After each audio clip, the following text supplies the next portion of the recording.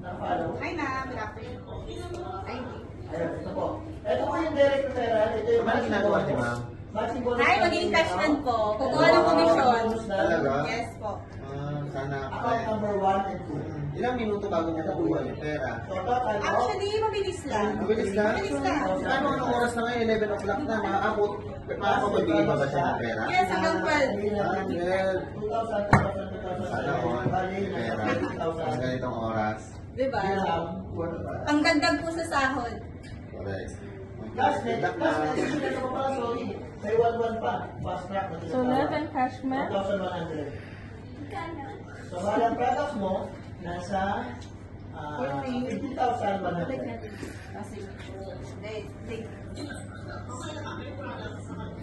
Opo, 50,100 yung products, ang cash mo is nasa 23,000 pesos. Total ng peso is Opo. 41,000. Grabe, 41. Power. Part-time extra income dahil sa tabi. 41,000 power. Wow. Actually, normal lang kung bibigyan na ito. 2,400.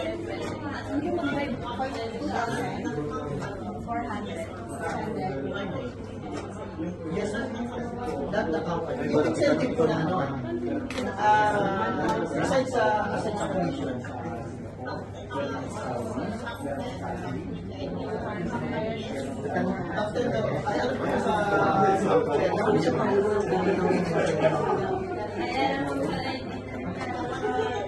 sa yearly po yun. Ito, na kumasa sa 20. So guys, isa ka din ba sa mga OFW dito sa Dubai na matagal na sa abroad? At ang problema pa din is paano mag-savings. Guys, itry nyo po yung ginagawa namin.